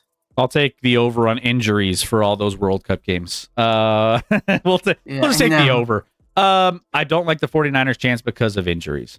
Well, that's again, between injuries, we talked a little bit about that. Injuries and the short week and the travel schedule and top to bottom, it's going to be tough, right? But at the same time, there's a reason why people see all that and they're just like, the Seahawks have been a complete team all season long. It goes back and forth, but I think the San Francisco 49ers keep that close. I do. Yeah, I do too. So that's why Diablo got injured when he Diablo. Yeah. Divine Diablo. Divine Diablo got that's spelled horribly wrong, but yeah. I was like, wait a minute, is that how it's spelled? Got injured when he played in the 49ers. D-I-A-B-L-O. Bears do have the Super Bowl shuffle. That's true. Yes. All right. Speaking of the Bears. So, actually, so best bets in this one. I think we both like I think we're both on the same side. New England on the -2.5 under Houston, New England. Let's get to the next one. And that's the Chicago Bears hosting the Los Angeles Rams. Spread is 3.5. We're going live for this game. 4:30 Mountain Time, 6:30 Eastern Time. Correct. That's what we're going live aiming. early. Make sure to remember. We're aiming for that. I will post the updates as we lead up to it. But this will be a game that I think we're going to go early for, since I don't have as many restrictions on time as Scotty does, and he's going to be out for this game. So we will aim to potentially do a stream for this entire game, starting at 6:30 Eastern Time. So keep an eye on the Discord and Twitter, on the socials. If you haven't, make sure you do that. And this game is being played in neither of those time zones. Yeah, the game is being played in the greatest time zone of them all. False. Central Time. False. Truth. No. Chicago, 3.5 point favorite, or 3.5 point underdogs at home against the favorite Los Angeles Rams. Chicago plus 168. Los Angeles Rams minus 200. Over under at 48.5. Now, I loved this one. There was one that I really liked, a bet in this one. I'll get to that here in a second, but it kind of got away from us. We'll get to unders. You know how I love my unders. Yeah. We're probably going to get there. But tail of the tape here, Stafford is the big storyline here, right? MVP, Stafford, banged up. We saw the injury with the finger last week. This is going to be an absolutely Arctic game. It's not going to be helping all the injuries, because I felt like every time I looked up, Stafford was getting banged up one way or another. But this game could be as low as 9 degrees. And for a team like the Rams coming into this one, I think it's going to be a rough one with your quarterback battling those injuries in a cold environment, outdoors in the elements. I have a lean towards Chicago plus 3.5 in this one. I loved this game was at 50, over under set at 50.5. I absolutely loved the over or the under, and then it shot down. Now we're sitting at 48.5, and now we're in a weird spot. So that's why I was kind of hesitant on the under in this one. I do like the first half under lean based off of the fact that I know the Bears are going to come out slow because they always do. Then they're always a second half team. Makes sense. And I do think that the cold will keep Stafford and the injuries will keep Stafford from getting in a rhythm early. So the first half under, which let's take a look at that while we have this live here. Let's go in here. Let's take a look at this first half under, over under, and see what that looks like. So that is first half total. I like the under 24.5 here. Maybe, yeah. I think the under 24.5 is probably one of the best options on the unders in this game, if we're going to go that route. So just something to think about as we're populating our over-under plays. But that being said, let me get back to everything else. So yeah, Stafford, though, what worries me about this for the Chicago Bears is Stafford as a favorite. He's never lost. 4-0 straight up going back to 2000. He's very good. The Rams going back to 2000 because Stafford has been in the league for 26 years. Yes. Yeah. What was I going to say? I forgot where I was going. Anyways, Stafford, and this I think I'm trying to figure out the coaching advantage. Obviously McVay I think is the better coach, but Ben Johnson's been doing some very good things with the with the Chicago Bears offense, and they do show up and they do win games that you don't expect them to win, even in the second half. So I'm curious on like a backdoor cover here by the Chicago Bears, but the Los Angeles Rams, it wouldn't shock me if they lost this game, but they should win this game. It just depends on it just depends on Stafford and what he can battle through. Hauser says Stafford said the finger was going to be fine, allegedly. Allegedly. I don't like cheering for a division rival, but I don't want to cheer for a team who won a Super Bowl just a few years ago either. So what you're saying is you're rooting for the same fan of Seattle to go to the Super Bowl. Sounds like it. Sounds like it. Yeah, this one, the Rams should be the better team here. They should. I don't think. I think the Bears' luck, and we've talked about this with the Broncos of one score wins, 1-score games. That's the biggest question here? Can the Bears keep doing it? Can they keep doing it? And I don't know if this team is the right team to get yourself in the hole with the Los Angeles Rams. But then I keep looking at the Rams struggling against the Carolina Panthers twice this year. They got, one win finally in the playoffs. But it's weird. Let me take a look at the money, as far as what the money is coming in on for this game. Yeah, I don't think I'm going to make a bet on either. Like the spread, and I'm assuming, before I even look at it, I'm assuming Chicago's probably going to be a big side for the public. Yeah, and I'm assuming the under is too, considering how much it moved. Correct. All right. Wow. Yeah. So I'm correct. The Bears on this spread, 3.5, 66% of the public, 67% of the money, all on the Bears. As far as the over-under total, the public, 65% of the public is on the over. The money is exactly split down the middle. So that tends to lean. I love the first half under in this one. Yeah. I mean, yeah, I could see that as well. I love the first half under in this game. Yeah. Always be on the side of the Pope, obviously. Always. I mean, shout out to the Pope, right? Yeah. Let's see. I'm trying to look at a couple other stats here. I mean, Colson Loveland, by the way, having a great season. Especially this playoffs, having a really solid playoffs. He could be interesting. His receiving yard total around 54.5. That I can see him getting close to that. Okay, Rams defense has not been good the last month or so. Also, too, it's kind of hard not to go against Puka Nacua as an anytime touchdown scorer in this one. Minus 115. He's kind of just like the only option, right? So I think that Devontae's back. Devontae is back, but and there's also Kyron. Both have a good shot of scoring between him and Devontae, but the way Puka Nacua has just been, that first playoff game, he was just insane. He was insane up until Stafford had that 2 for 20 stretch. Yeah. I'm on the Bills Mafia bandwagon. Well, sorry to tell you, the bandwagon it's not going to go very far for you there.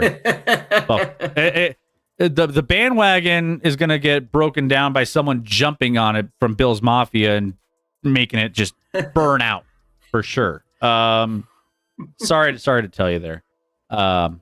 Black market. So yeah, this one, I think I'm on the Rams side if I had to pick a side, but as far as the spread goes, but I don't love it. I'm not picking a side. I think we stay so far away from this spread as we possibly can. But agreed. First half, like I said, what did I say the first half under is in this one? 24.5. 24 and it was this particular one, right? It wasn't. Yeah. 24.5. So like a 14-10 score. Okay. So that being said, let's go ahead and let's get our bets in.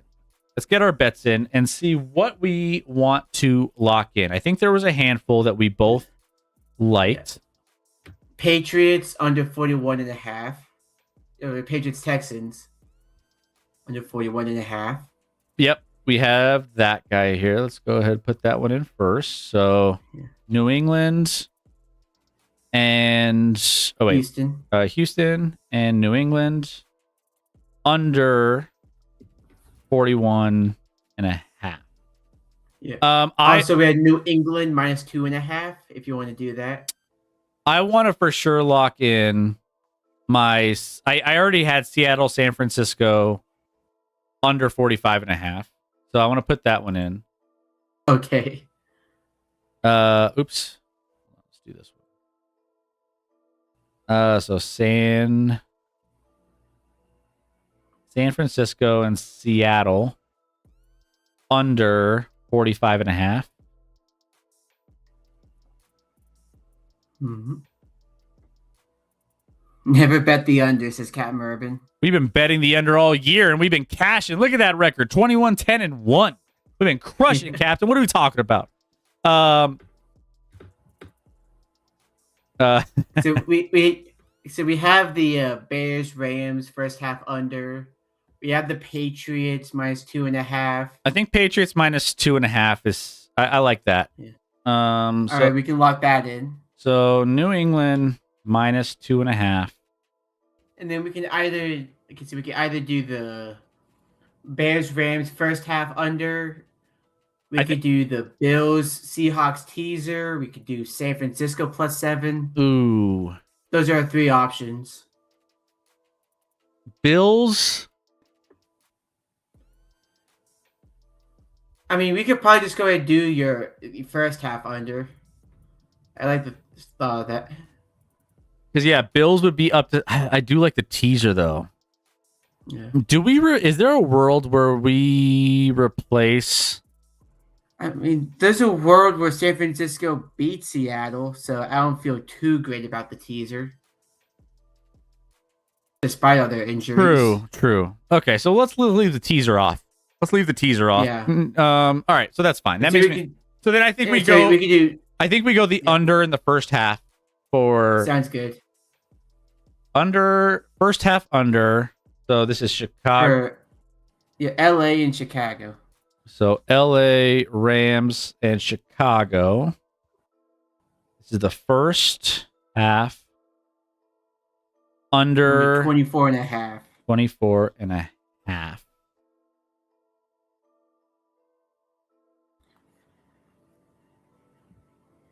All right, got them locked in. All right, so that's what those are our best bets of the week. I'll take Bills by 6, the Bears by 5, the Seahawks by 9, and the Texans by 5.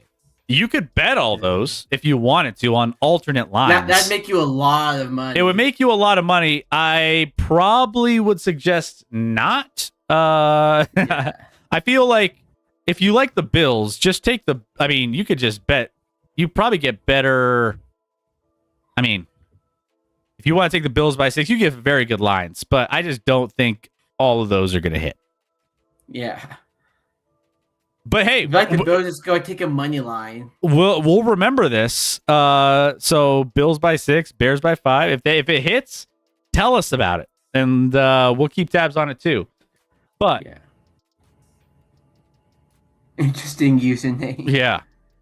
So Says there, the guy named Black Bucket Breast Milk. you had to change it up a little bit. We're approaching the top of the hour, which is probably when we're going to wrap this show up because we just got done previewing all these games and doing our best bets.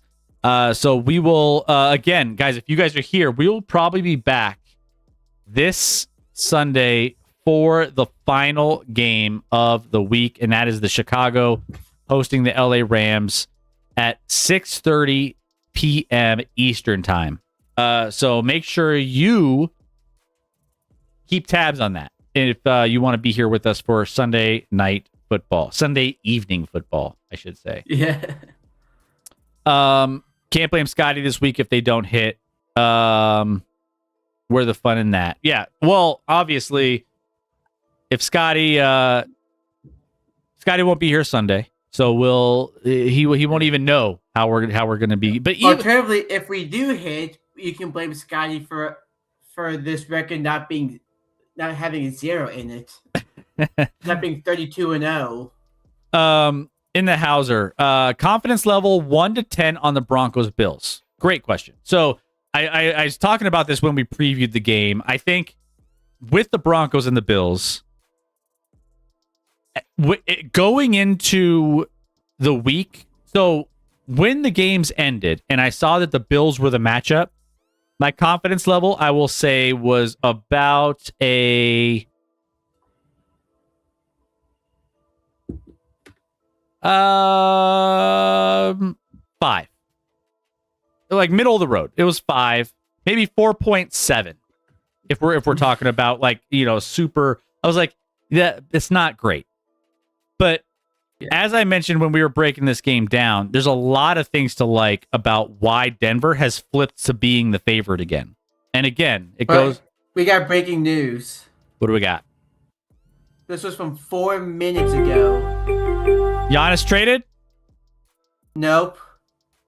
Ja The traded? New York Giants are finalizing a deal to make John Harbaugh their new We head called coach. it. We called it.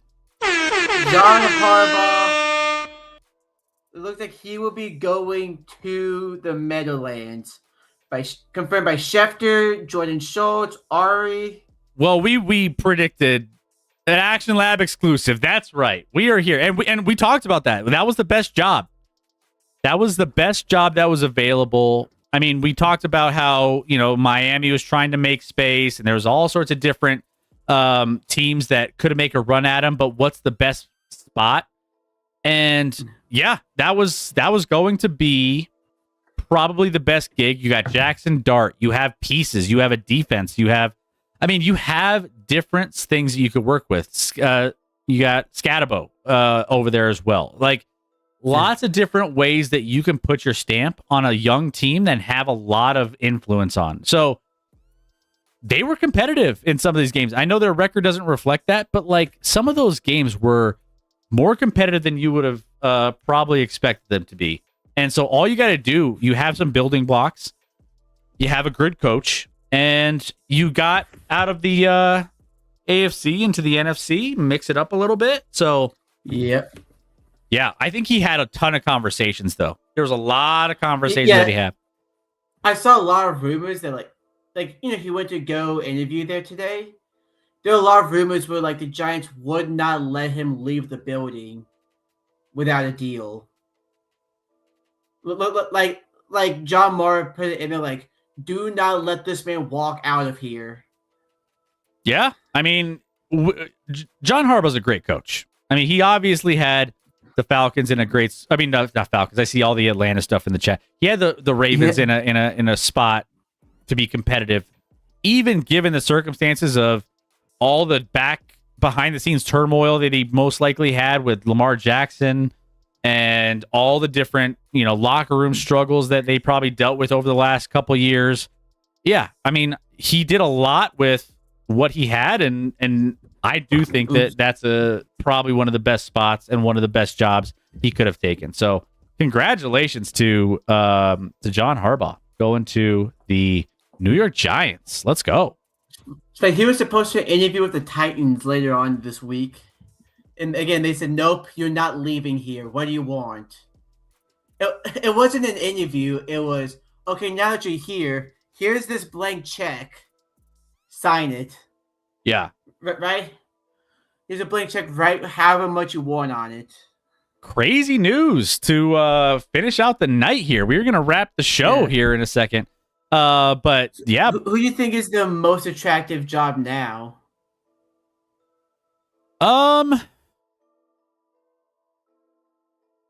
That's a good question. I feel like I'm trying to think of all the teams that need coaches. You need Miami, Las Vegas, Atlanta, Pittsburgh, Cleveland, Baltimore. I mean, Baltimore's probably still up there. Yeah. I mean, it has to be. Baltimore's still up there.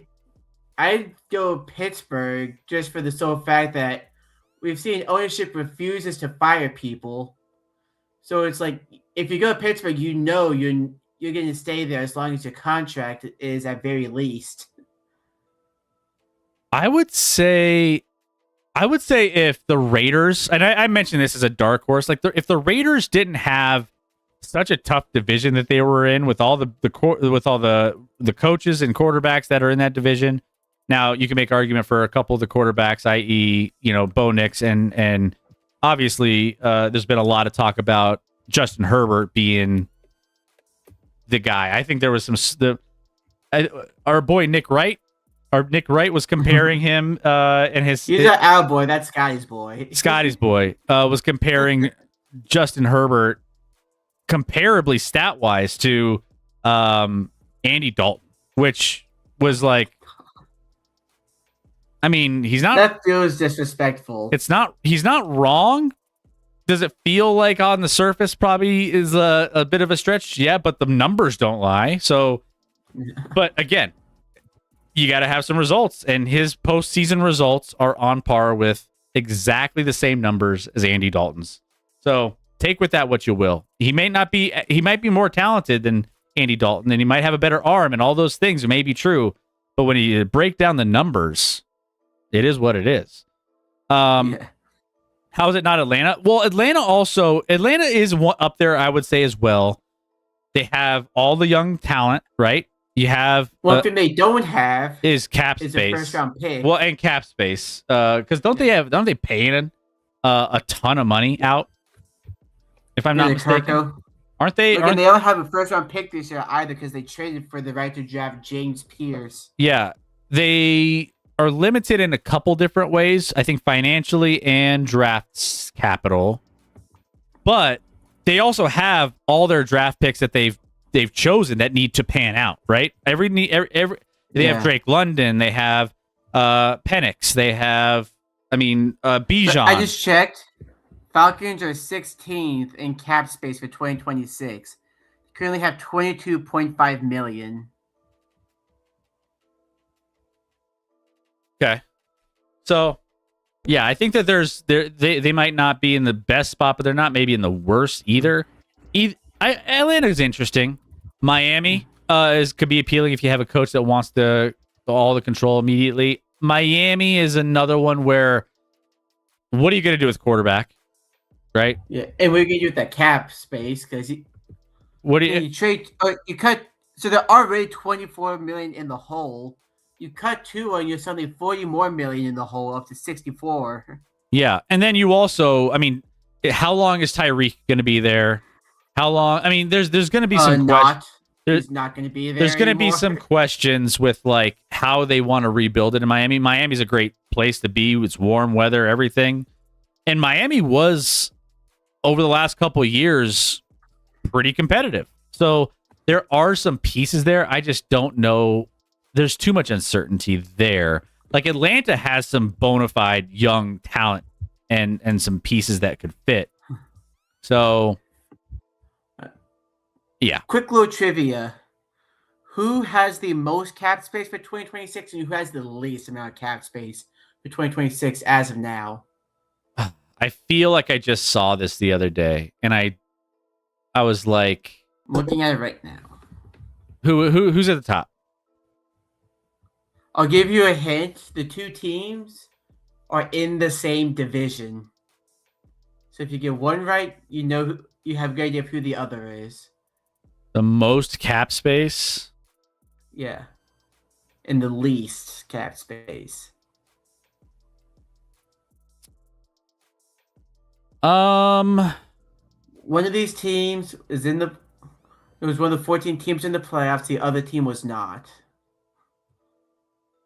Is it New England? New England, no. New England's high up there, but no. It's not an AFC East team.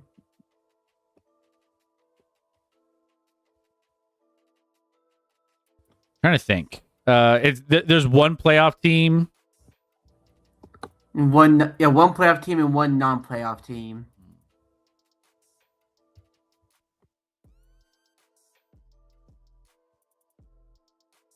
And the two teams are in the same division.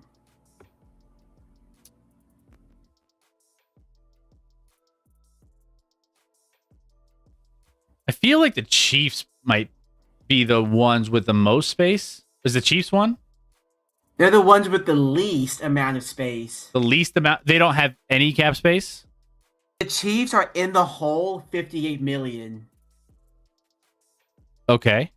So then the same division is the Chargers. Yep, Chargers at 100 million. Wow. Okay. Yeah. So, yeah, Chiefs have 0. Yeah, the Chiefs have a lot of moves to make to try and free up cap. Yeah, then they'll try to do what they can. So they're going to be in a weird spot. Raiders have 100 million in space. Spoiler. I think the Falcons' next coach will be either Stefanski or Clint Kubiak, the Seahawks offensive coordinator. You're hearing Clint Kubiak's name going around. But it hasn't been like a hot... Like, I've heard his name, but it hasn't been like... I've heard Vance Joseph has been like a hotter candidate than... Which is... Yeah, I haven't... Yeah, actually, I've heard like Vance Joseph and Clint Kubiak kind of the same amount. Like Joseph doesn't seem to be a favorite anywhere, which if you're a Broncos fan, you're excited about. Yeah. You're like, yes, we could keep Vance Joseph. I mean, I'll take Vance Joseph back again. Don't worry. Don't threaten me for a good time. Nuggets win by 9. Let's go. 109. Dallas is rough. Who do you think? You think the Ravens higher? They're probably gonna go for a defensive mind. It wouldn't shock me if they did. I think that would be, a mistake. My fear, as a Steelers fan, is that they hire Brian Flores. I hope we hire him. That's one of my top candidates, but yeah, you need someone. You need to build out what you're doing with Lamar on that offensive side of the football. Yeah, like that because that's been, you want to maximize what you have with Lamar Jackson. So I think going with a defensive minded coach in Baltimore feels rough. Yeah, I don't know. It's just my gut reaction on that.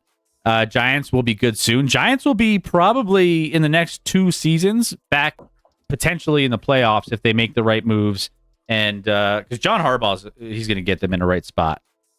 But going back, I think going back to, you guys were asking about my initial thoughts versus how I feel now about the Denver Broncos this week.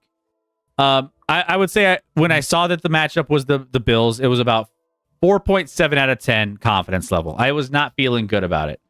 As I looked into it, you look at all the different aspects of the short week for Buffalo, with all the rest and the coaching advantage and all of the time and extended time that you have to prep for Sean Payton. 4-0 straight up in the playoffs with extended prep time since 2003. You have the Broncos as a home dog. There's a lot of stats around teams that are number 1 seed home dogs that have win. Philadelphia, that the dog mask. The 49ers were 3.5-point dog against New Orleans. 49ers won outright. 96-97, the Carolina Panthers home dogs of 3.5 against Dallas. Carolina won outright. Denver has extended rest, short week in altitude in Denver with Josh Allen. He's been kind of banged up. If you're looking at this at a surface level, at the quarterback position, sure, it's one-sided, but I just don't feel like. I feel like the Broncos have a really, really good chance in this game. My confidence level as of right now, I'm a good 7.8 out of 10. I feel... Damn. I feel really good at that. I feel... I mean, there's... I considering it's Buffalo and considering it's Josh Allen, I do think that there's a absolute chance that they could come in here and kick our ass for sure. But I think that the Denver Broncos have a pretty good chance to win this game. Do you feel good enough to drop some money on the Broncos? I already have. I sprinkled when they were underdogs at +1.5. Oh, yeah, you mentioned that. And now they are currently 1.5-point favorites. So that is, and I'll bring it up one more time here. 1.5-point favorites at home. So that's how I feel now. As far as my confidence level. The Wolves are in the chat. Wolves aren't far behind. Yeah. Still coping with the fact that Zach Taylor survived. Yeah. Imagine like before the season ended, someone walked up to you and said, "Hey, 3 coaches from the AFC North are going to be gone." If you're a Bengals fan, you're like, "Oh, hell yeah, we finally got rid of Zach Taylor." You're probably sitting there like, "Yeah, Mike Tomlin's the one that survives because of course he survives. That's all he does is survive." He keeps coming back. He's like a bad penny, you know? Yeah, and then you got Zach Taylor. Like, you gotta feel for Bengals fans. Like, he's out of all 4 coaches in the division, he was the one that's most deserving to be fired. True. And he's the one that's sticking around. Let's see. Yeah, so that's kind of how I'm feeling. That's kind of how I'm feeling about the Broncos' chances this week.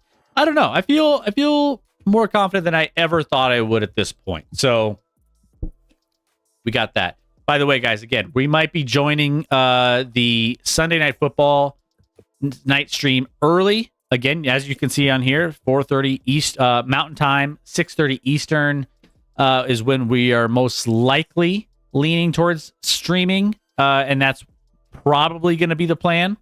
We'll post it in our Discord and our Twitter account to make sure you guys know what is happening with that. So make sure you tune in to those different areas of our socials. But that being said, I want to say let's get out of here. Unless you guys have anything else you want to throw on these games, it's going to be a fantastic divisional round weekend. So make sure you guys are in the Discord having fun with us, talking through all the updates on all the different news around this weekend, and we will be back on Sunday.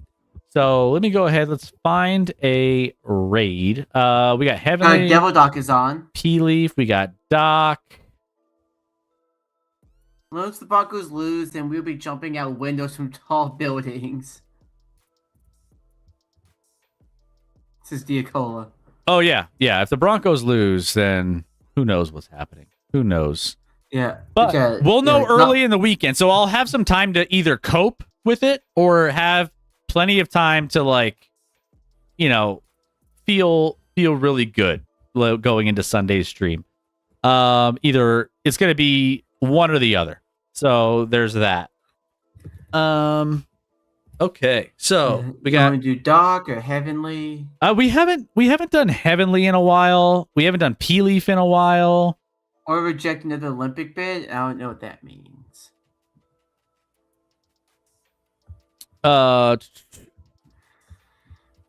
Also, Helv, I think he said say something nice about the Seahawks, Legion of Boom. Say something nice about the Seahawks. Jason is really damn good. Oh, he's insane. And I think the Seahawks have a chance to win the Super Bowl this year. I do. Diacola votes for Devil Doc. Okay. He's playing some scary games. So let's just Phasmophobia.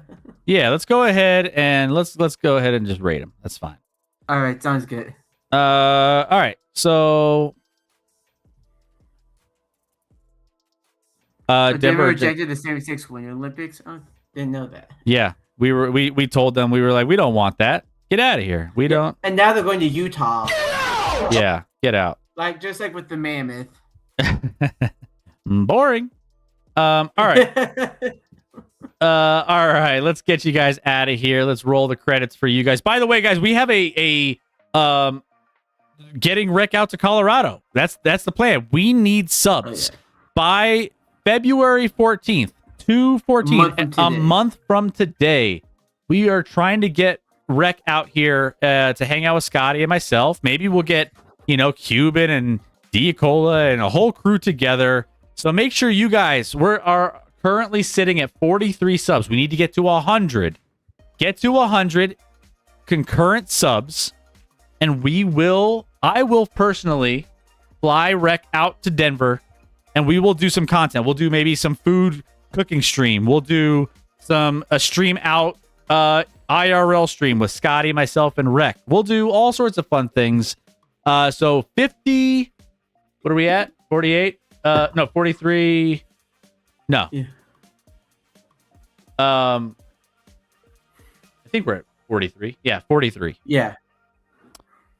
Chris, I know the one thing for certain. If the Broncos-Bills game is a Cheeks game, I like Broncos to win. Oh, if it's a shit game, Broncos are winning for sure.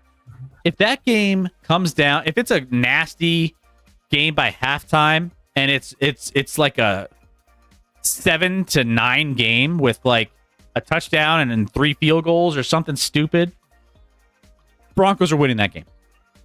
Like Bo Nix might be the second coming of Eli Manning. Broncos trash for the first 3 quarters.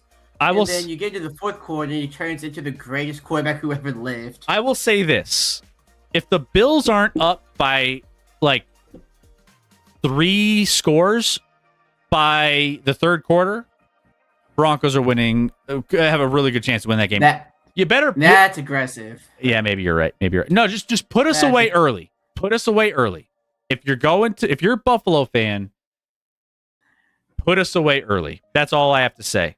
Don't make it a sweaty game at the end because you're not going to win those games. I'll tell you that right now. Beware. All right, we're going to rate Devil Doc. Between now and Sunday, go be a good person. Go live in the moment. We don't do that enough. Put the phone down. Enjoy the people and things around you. Enjoy some football with some friends. It's almost the end, guys. And we've had a great wild card round. We're going to have an incredible divisional round. So enjoy it. Put the phone down. Enjoy each and every single thing going on. Also, be a good person because it's free. And that's also a cool thing to do, too. There's the raid. Rec, what else? Nothing else. Thanks for showing up. To come back on Sunday. Again, different time. Check the Discord just to make sure you know what time it is. And we'll see you there. Let's go Steelers. Got something to be excited about this year. The bar is so low. The bar is so low for you, Rec. It's okay. Yeah. Love you guys. Have a great rest of your night and a great rest of your week. Love you. Bye, everybody. Just wait till we get a full offseason with Asante Samuel Jr. Oh, no. Oh, here we go. Here we go. Maybe the Broncos can pick him up.